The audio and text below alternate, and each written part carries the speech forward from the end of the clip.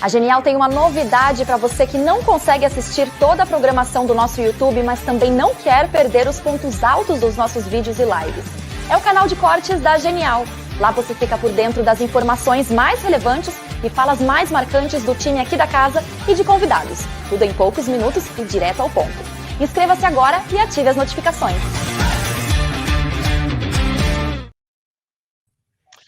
Olá, estamos de volta aqui com Conversa com o Zé Márcio. Hoje tenho comigo aqui Samuel Pessoa, grande amigo, grande economista da Fundação Getúlio Vargas, do IBRE.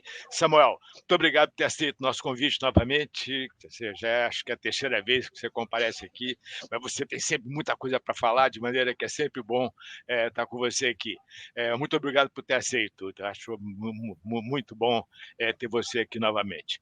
Mas, Samuel, quer dizer, vamos conversar um pouquinho sobre a economia brasileira, né? Quer dizer, como é que você está vendo o cenário aí? Quer dizer, dado o cenário internacional um pouco complicado, mas como é que você está vendo o cenário para a economia brasileira nos próximos meses e como que você vê aí essa questão fiscal que está incomodando bastante? Bem, a questão fiscal piorou, né, Zé Márcio? Acho que é uma piora permanente. O presidente da República disse que vai rever a meta. A gente não sabe se vai rever agora no final do ano ou no primeiro semestre do ano que vem, mas me parece que vai rever a meta.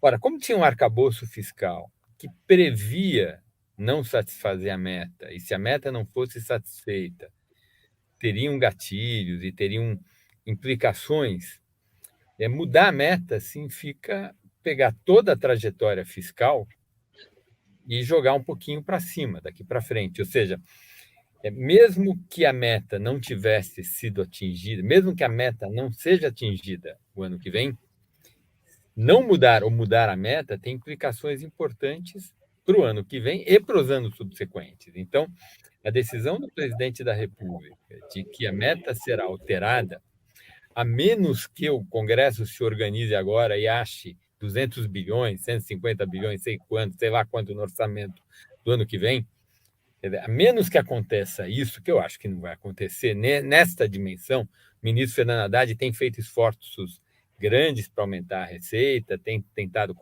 combater oportunidades de planejamento tributário, eu entendo, acho correta a agenda, mas isso tem um tempo da política e tem um tempo também do judiciário. Não é o tempo do orçamento do ano que vem. Portanto, se a meta não for atingida e ele não mudar a meta, é uma trajetória fiscal.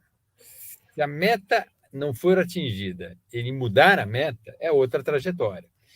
Ou seja, dado que o presidente da República disse que vai mudar a meta, tem uma piora fiscal permanente, e isso cobra lá um preço de risco, cobra um preço de câmbio, cobra um preço de juros. A impressão que eu tenho, Zé Márcio, é que, e eu acho que isso casa com a indicação do Paulo Piketty para o Copom. O Paulo é um cara muito respeitado. A gente sabe que o Paulo vai se comportar no Copom de forma muito técnica. Ou seja, parece que a gente está indo para o equilíbrio que vigorou no primeiro período do presidente Lula à frente da presidência. Parece que o presidente, de alguma forma, está aceitando uma política monetária permanentemente mais apertada para que ele faça o fiscal que ele quer fazer, e depois ele vê no próximo mandato, seja ele quem for, como que faz com a trajetória da dívida pública, como que faz com o problema fiscal. Acho que o presidente viu espaço de empurrar o fiscal por mais alguns anos, com um mix de política econômica, que foi o que ele aplicou na primeira vez que ele passou por lá. Um monetário mais forte para acomodar uma política fiscal muito expansionista. Não, Samuel, mas lá no primeiro mandato, a política fiscal foi bastante dura, né? Quer dizer, você teve um superávit primário de mais de 3% do PIB, O ministro Palocci aumentou o superávit primário quando ele assumiu, tá certo? E o que a gente está vendo hoje é um enfraquecimento da política fiscal. Eu acho, quer dizer, uma coisa que me preocupa muito é o fato de que, nesse cenário, quer dizer, se realmente a gente tiver uma política monetária mais dura para compensar o fiscal mais leniente, nós vamos ter uma desaceleração da economia que a gente já está começando a ver no terceiro trimestre desse ano e que deve se aprofundar. Será que o presidente Lula tem isso na cabeça? Ou você discorda dessa minha avaliação? Quer dizer, pode discordar também da minha avaliação. Então, quer dizer, eu acho que. Mas essa é uma preocupação que eu tenho neste momento. Quer dizer, quando eu vi que o fiscal vai ser mais leniente, eu falei, opa, isso, e dado a nomeação do Piketty aí para a diretoria do Banco Central, eu falei, opa, isso pode ser, pode não combinar exatamente com a expectativa de que o presidente Lula está preocupado com popularidade. Você acha que, como é que você vê esse processo? Eu acho que tem várias coisas. Se a gente voltar lá atrás, no primeiro mandato, é verdade que em 2003 se fez uma política fiscal dura. Mas a partir de 2004 já, os superávites primários eram bons, mas a componente estrutural do superávit primário já começa a cair. O que ocorre é que houve o boom de commodities que gerou muita receita, né? Então, a componente cíclica compensou, mas você teve uma piora estrutural permanente. Se você olhar o dado da IFE, superávit primário estrutural ao longo de todo o período Lula, ele piora. E foi aquele período o gasto público crescia 6% real ao ano, né? Então, a gente teve um ajuste fiscal totalmente pelo lado da receita. O impulso fiscal foi positivo naquele período, gerou demanda, né? E aí essa demanda teve que ser compensado por uma política monetária mais apertada. Eu acho o seguinte, Zé Márcio, eu acho que o fiscal ele gera problemas e gera estagnação, né? Uma política fiscal ruim gera um monte de coisa. Aliás, a gente acabou de ter há anos atrás uma das maiores crises, se não for a maior crise da nossa história, e o fundamento dela era fiscal.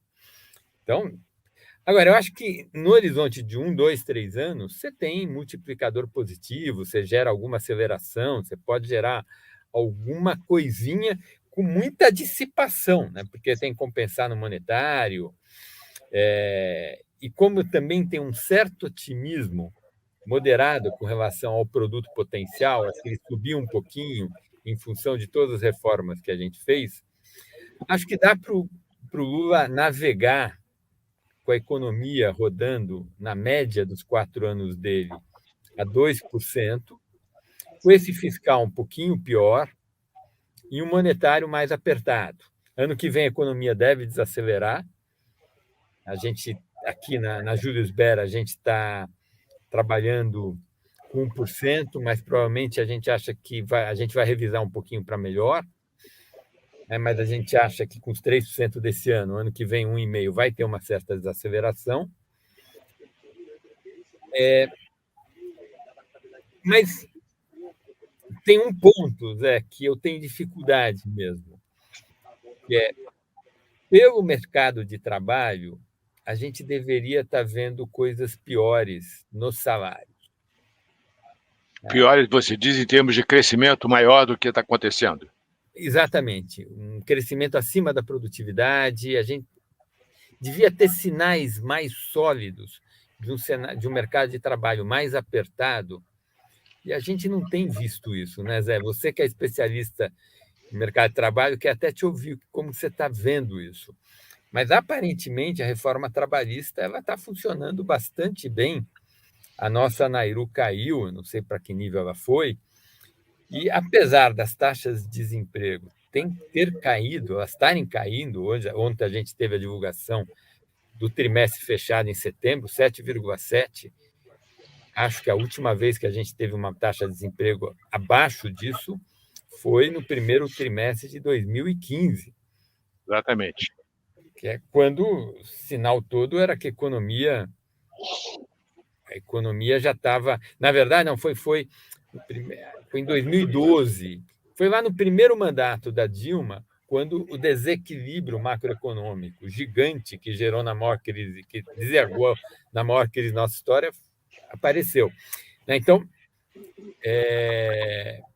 a última vez que a gente teve essa taxa foi no primeiro trimestre de 2015, e antes disso a gente teve lá, entre 2012 e 2015, a economia rodou com uma taxa de desemprego abaixo dessa. Mas só num período em que o desequilíbrio macroeconômico era claro que a gente teve desempregos abaixo do que a gente tem hoje, e hoje a gente não. E naquela época, os salários reais subiam muito além da produtividade do trabalho. Até agora a gente não viu isso. Bom, sumarizando, estou falando um monte de coisa, e o que eu estou falando não está muito claro. Por quê? Porque a gente teve um monte de notícias recentemente que pioraram, que estão obrigando a gente a rever. Então, primeiro, eu acho que a gente vai para um monetário mais apertado, para compensar um fiscal mais apertado. Acho que o fiscal mais apertado, desculpa, o fiscal mais frouxo, a decisão está tomada, o presidente foi muito claro nisso. Esse fiscal mais frouxo, com o monetário mais apertado, vai gerar um endividamento talvez maior.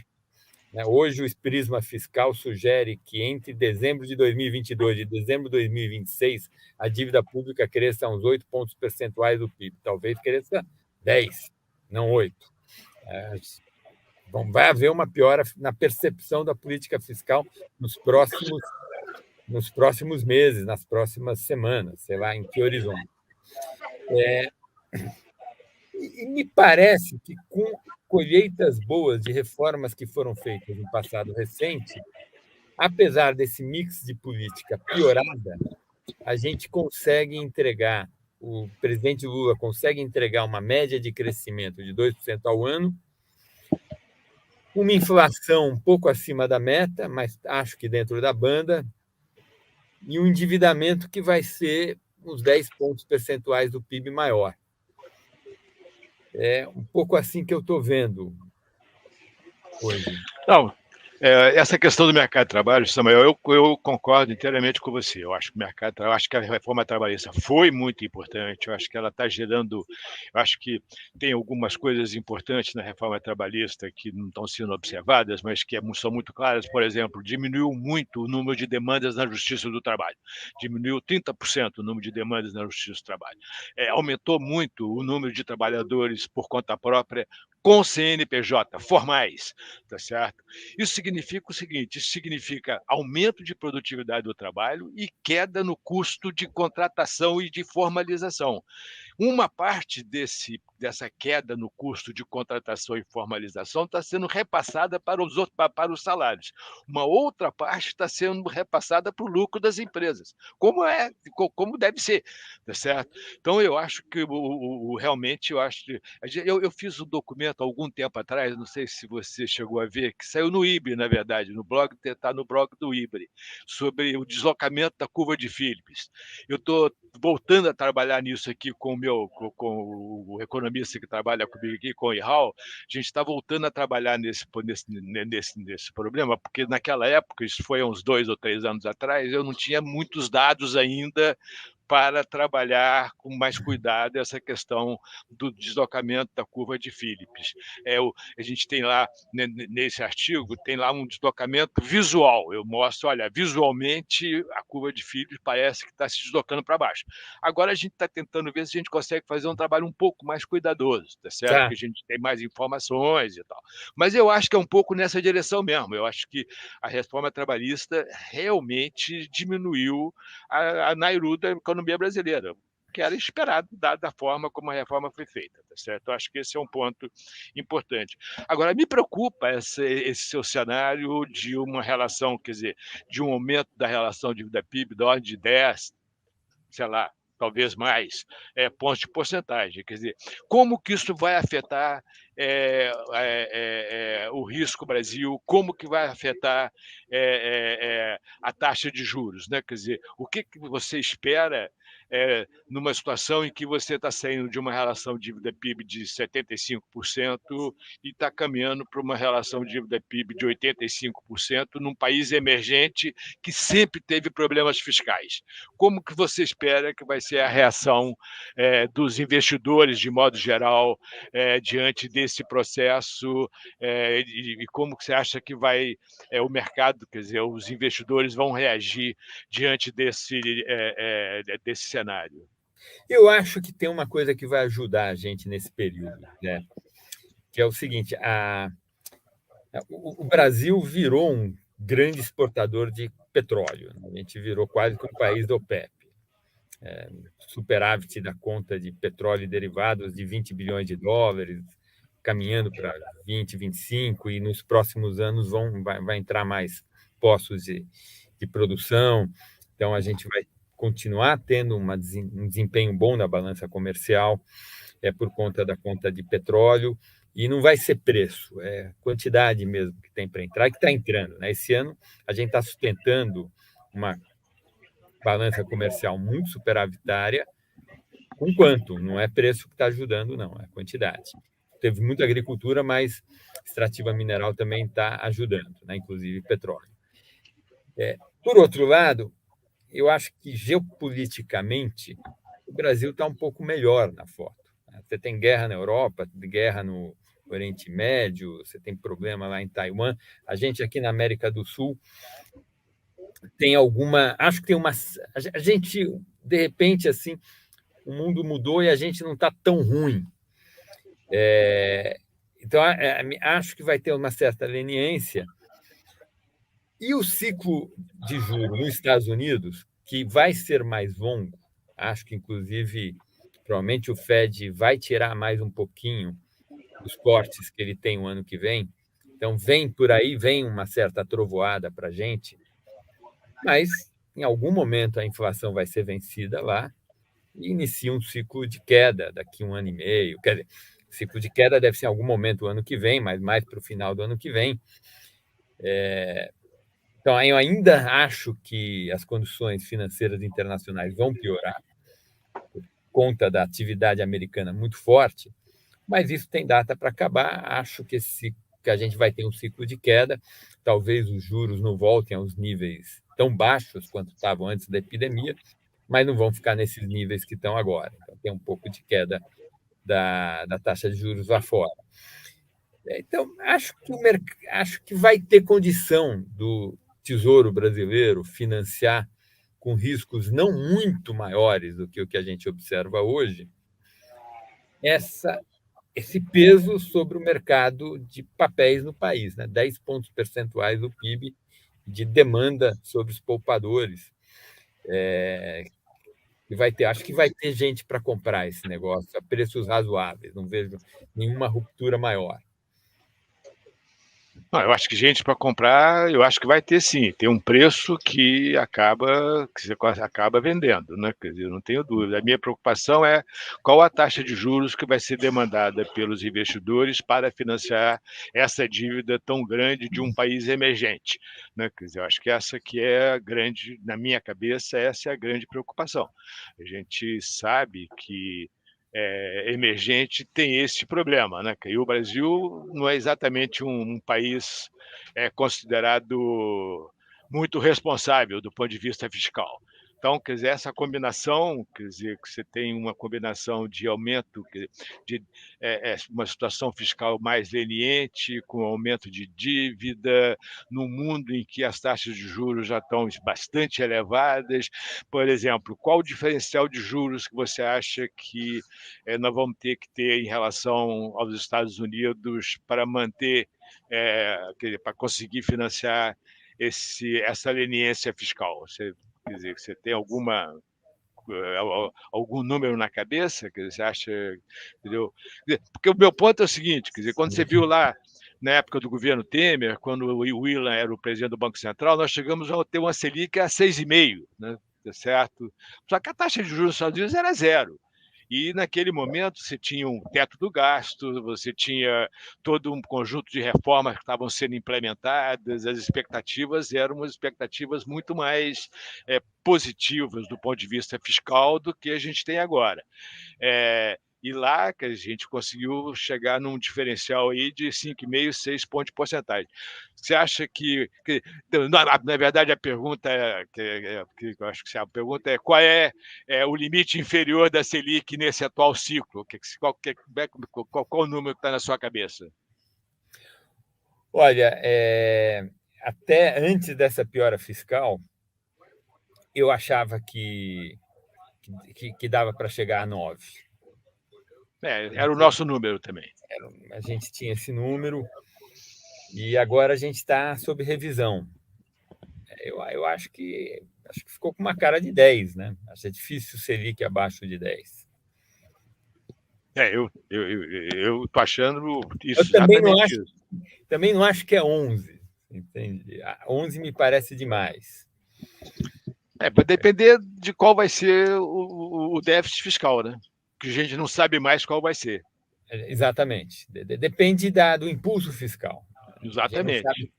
Porque, de fato, a gente tinha uma certa, se não uma contração fiscal ano que vem, pelo menos uma neutralidade fiscal. E aí a gente acreditava que a contração monetária, com uma neutralidade fiscal, colocaria a inflação ano que vem em algum número entre 3,5% e 4%, que era o que a gente tinha. Agora o regime de política fiscal mudou. O presidente Lula mudou o regime de política fiscal. Então, provavelmente, tem uma chance grande do ano que vem ter uma pequena expansão fiscal. Aí eu não sei mais com certeza o que vai ser a inflação, né? E aí, o que for a inflação, nessas condições de Selic mais baixa, dado que você tem um sinal do ministro que ele quer preservar o Copom, indicou uma pessoa que tudo que se conhece não vai sofrer pressão, que vai agir tecnicamente. Portanto, Selic vai ter que ser mais alta para acomodar esse impulso fiscal. Agora, acho que tem um ponto, Zé, na minha visão, que eu acho que a gente tem um externo na balança comercial mais favorável. Concordo com isso. Acho esse superávit de 80, 90 bilhões de dólares, isso é uma das razões pelas quais a taxa de câmbio continua relativamente bem comportada, né? Exatamente. Então, um superávit dessa ordem, mais 250 bilhões de reservas, tá certo? Então, eu acho que esses são pontos super importantes. Tá? É difícil, né, a gente ter um problema externo com 80 bi de superávit comercial e 250 bi de reservas. É difícil. Então, acho que isso, mais aquele meu argumento de que eu acho que a América do Sul, né, com essa configuração do mundo atual, a América do Sul como um todo, ela é mais atraente. Esse argumento, me desculpe, Samuel, não, esse argumento me deixa um pouco desconfortável, para falar a verdade. No fundo, que você está. Como é que eu interpreto esse argumento? Eu interpreto assim: o mundo está péssimo, a América Latina está ruim, mas está certo. O mundo está pior que a América Latina. O dinheiro tem que ir para algum lugar, vai para a América Latina. Esse é um argumento, quer dizer, bem. Eu até acho o seguinte, quer dizer, então, já que você está nesse argumento, vamos então mudar um pouquinho a conversa. Quer dizer, o cenário internacional é um cenário muito difícil mesmo, concordo perfeitamente com você, não só por causa das duas guerras, tá certo? Quem sabe vem uma terceira guerra aí, a gente não sabe, tem a questão de Taiwan, como é que vai ficar e tal, assim como você tem um déficit fiscal nos Estados Unidos da ordem de 8% do PIB, é uma baba de dinheiro que os Estados Unidos vai ter que você vai ter que vender títulos numa quantidade espetacular, o que vai certamente gerar queda nos preços dos títulos e aumento da taxa de juros. Eu acho que essa taxa de juros que está aí, ela está sendo considerada alta, mas pensa bem, quer dizer, você tem uma economia que tem um PIB de 25 trilhões de dólares com um déficit fiscal de 8% desse PIB. É muito recurso, é muito título que tem que ser colocado no mercado. Então, a oferta de títulos vai aumentar de uma forma muito importante. Eu acho que a gente deveria esperar um aumento de taxa de juros, apesar de já estar alto. E aí, quer dizer, eh, como que afeta, mesmo levando em consideração que a América Latina não tem um déficit tão grande, que os Estados Unidos está pior e tal, mas o efeito, bem ou mal, quer dizer, os Estados Unidos é a maior economia do mundo. Tá certo? Se junta com a China, que é a segunda maior economia do mundo, que também está com déficit fiscal extremamente elevado, a gente tem um problema complicado aí no mercado de títulos. E, quer dizer, não sei, você Não, está vamos lá, mais mas otimista. vamos por partes. Assim, a posição fiscal da China não me preocupa, Zé, Também nem porque, tanto. porque se eu consolidar o setor privado com o setor público na China, é superavitário, né? Porque, por outro lado, a taxa de poupança das famílias não cai, né? A gente tinha um Claro. cenário lá atrás que a China estava naquela transição de indústria para serviços, investimento para consumo, e essa transição, tudo sugere que ela foi bloqueada nos últimos É, 2, 3 anos. A pandemia e uma série de impactos que a pandemia teve no comportamento das famílias chinesas e uma certa percepção de insegurança muito grande que existe na China faz com que a poupança das famílias não caia. Né? Aqueles chineses lá, os caras continuam poupando que nem doido. Então, e aí isso gera uma oferta de poupança que ajuda a tapar esse buraco do déficit chinês, tanto é que a China, liquidamente, ela até no último ano ela teve um déficit de transações correntes, mas liquidamente ela não gera pressão sobre o mercado internacional de papéis. Né? Os Estados Unidos, sim, mas os Estados Unidos tem uma coisa interessante, Zé. Se a gente olha, não sei se você já percebeu isso, se a gente olha qualquer indicador de impulso fiscal dos Estados Unidos, né, eles indicam que você está tendo neutralidade fiscal, por enquanto. A perspectiva para o ano que vem é de neutralidade fiscal. Então você pode dizer, mas Samuel, como que eu concilio um déficit público tão grande com modelos que geram estabilidade fiscal? O que acontece? Quando você olha, né, os Estados Unidos é uma economia que não tem restrição a crédito. Lá, qualquer pessoa morou nos Estados Unidos, você mal tem o número da Social Security, já começam a te oferecer cartão de crédito. Assim, quase ninguém nos Estados Unidos vive da mão para a boca. Todo mundo consome a renda permanente. A decisão de consumo lá está associada à renda permanente, as pessoas têm acesso a crédito. Então,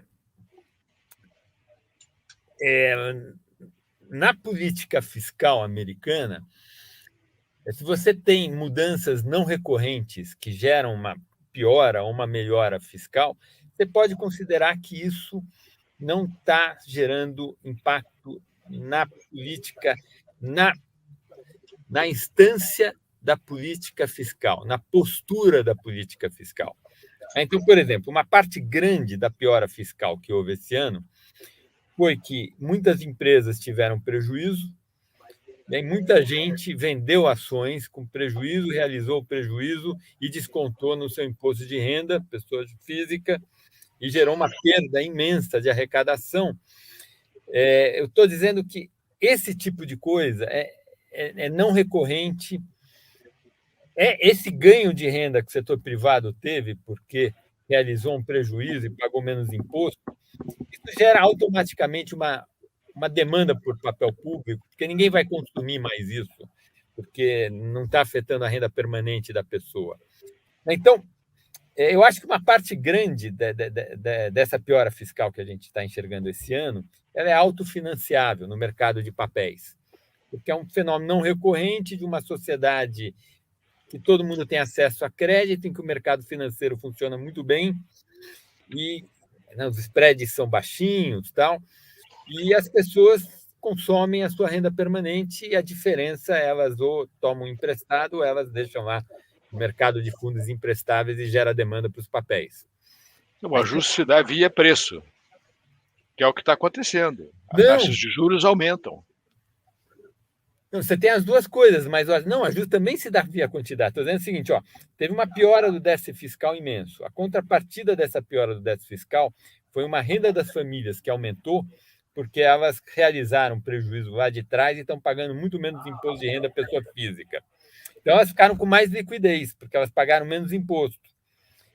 Só que essa liquidez automaticamente está financiando os títulos, está comprando os títulos públicos, sem a necessidade de aumentar o preço.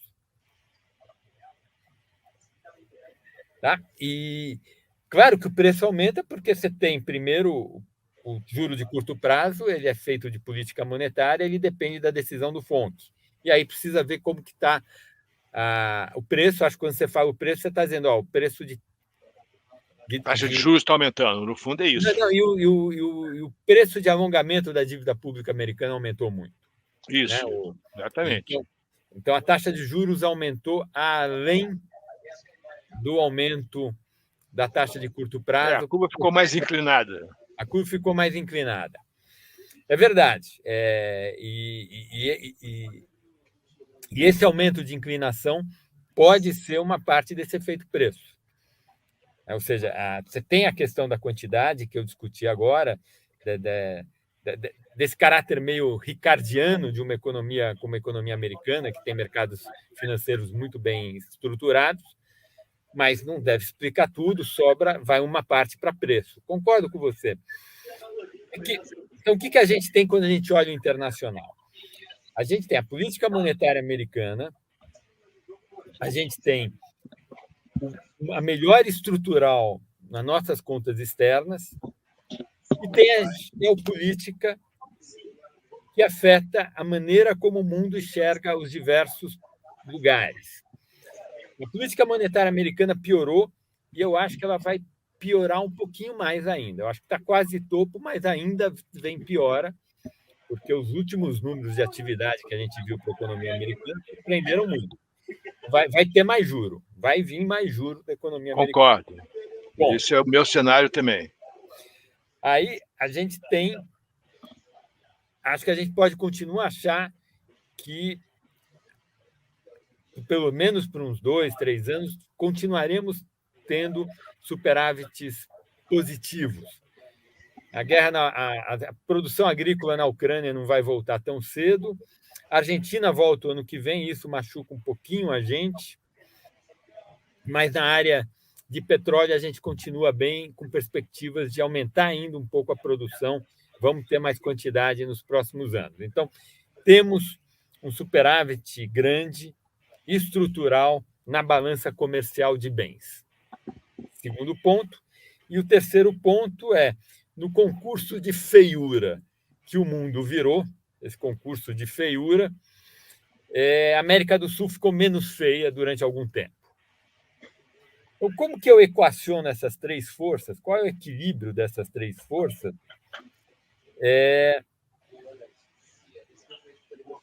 Eu acho que dá para chegar. Né? Quer dizer, eu estou dizendo para você, eu acho que o Lula termina o 4º ano do 3º mandato dele, com um comportamento mediano, crescimento acumulado de 2% ao ano, 1,8% ao ano, alguma coisa assim.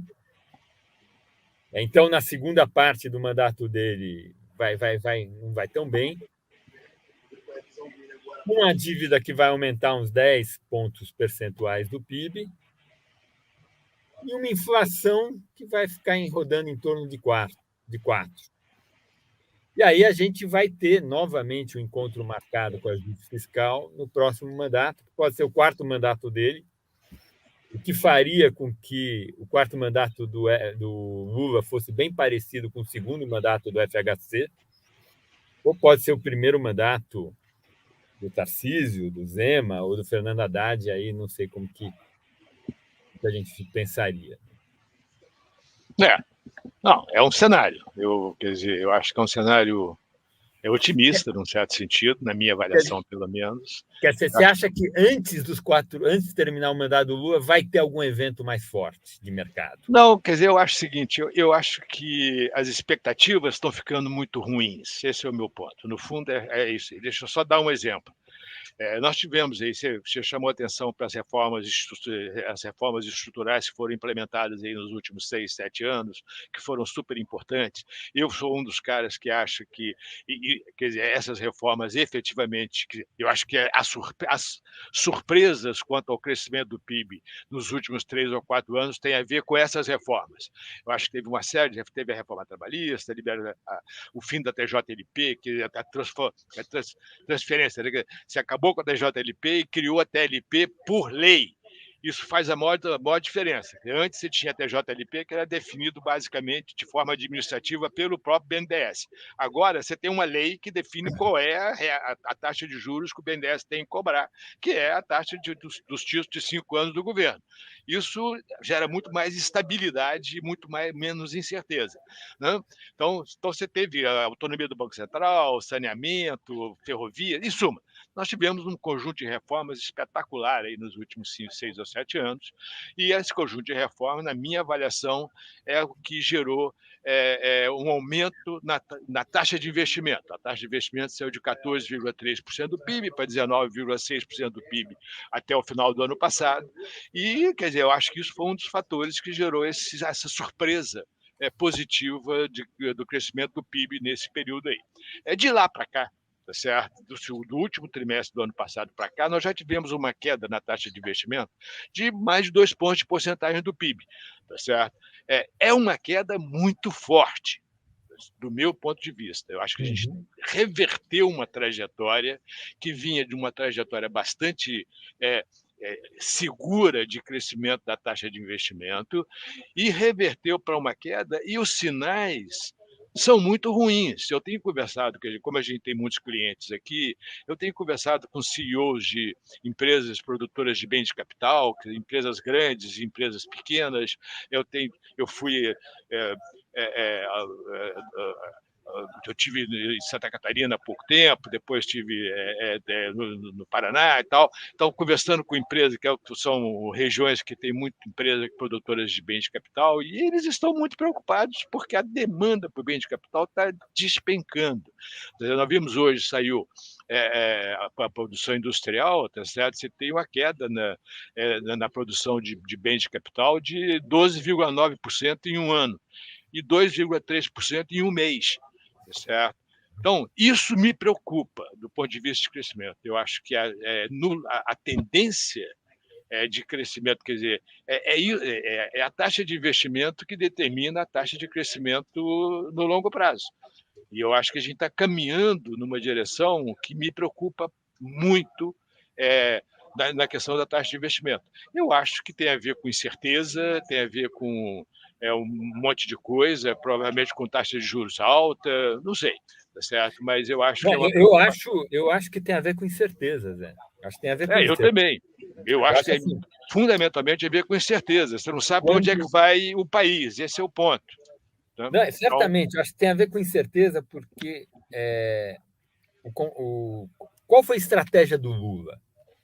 O Lula, antes de tomar posse, ele brigou para aprovar uma emenda constitucional que aumentou permanentemente o gasto público em 1,5% do PIB. Em 200 bilhões de reais. 2 pontos de porcentagem. Então, era 2 pontos em relação à lei orçamentária do Paulo Guedes para esse ano, que era 17,5%, e 1,5 ponto em relação ao que o Paulo Guedes tinha executado o ano passado. Não.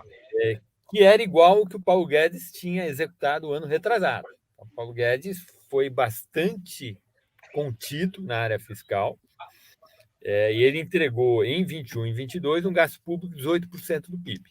Isso. O Lula chegou e disse: 18% do PIB não dá, a União tem que gastar 19,5%. Ele decidiu. Assim, não, dado o conflito distributivo, dado as questões, dado o que eu tenho que fazer, dado o país está muito polarizado, eu tenho que gastar 19,5%. Então, o Lula decidiu gastar 19,5%. Ao fazer isto, ele acirrou novamente o conflito distributivo. E agora a gente tem que achar, mais do que já precisava, 1,5% do PIB de receita. E é o que o ministro Fernando Haddad está tentando, com todos os méritos, fazendo o melhor que ele pode, com todas as dificuldades. Ao acirrar o conflito distributivo, ele gerou incerteza, porque ninguém sabe como vai ser solucionado. E tudo sugere que vai ser solucionado por meio de aumento de carga tributária. E aí pega o investimento na veia, porque aí ninguém mais vai investir. Eu vou investir, a carga tributária vai aumentar, ok, não vou investir. Então, concordo integralmente com você. Meu tema só é que os impactos de investimento sobre o PIB potencial têm umas defasagens relativamente grandes. Assim, isso que você está falando é problema para o próximo presidente. Vai gerar desaceleração. O que a gente está dizendo aqui na nossa conversa é que o Lula vai entregar para o próximo presidente um PIB potencial menor, porque a gente vai ter investido esses 4 anos menos do que nós teríamos, e uma dívida pública maior. Problemaço.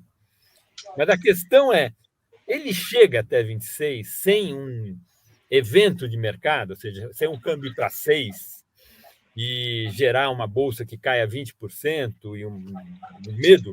Eu estou dizendo para você, eu acho que ele chega. E por que eu acho que ele chega? Porque tem ainda colheitas para a gente fazer de eficiência, de alguns ganhos.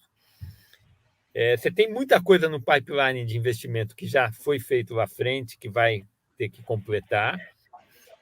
Você tem um ciclo de queda de Selic que vai ser menos brilhante do que poderia ser, mas vai ter um ciclo de queda de Selic.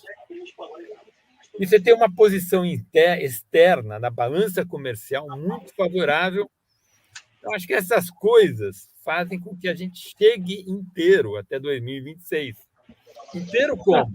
Com 10 pontos percentuais do PIB a mais de dívida e com PIB potencial que vai voltar a cair, porque toda essa piora fiscal vai cobrar um preço grande e deprimir o investimento, como já está ocorrendo. Concordo integralmente com você.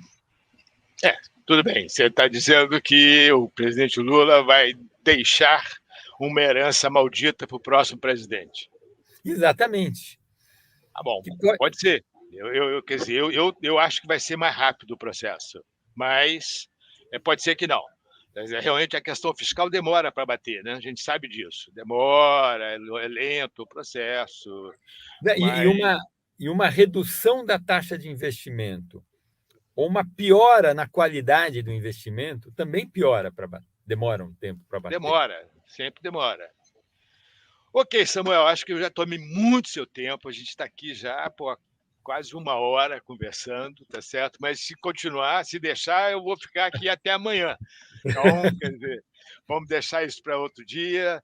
Muito obrigado, excelente conversa. Eu acho que os cenários são muito interessantes. Eu acho que tivemos aí bastante coisa para conversar. Acho que foi muito bom. Muito obrigado novamente por ter atendido o nosso convite. Muito bom.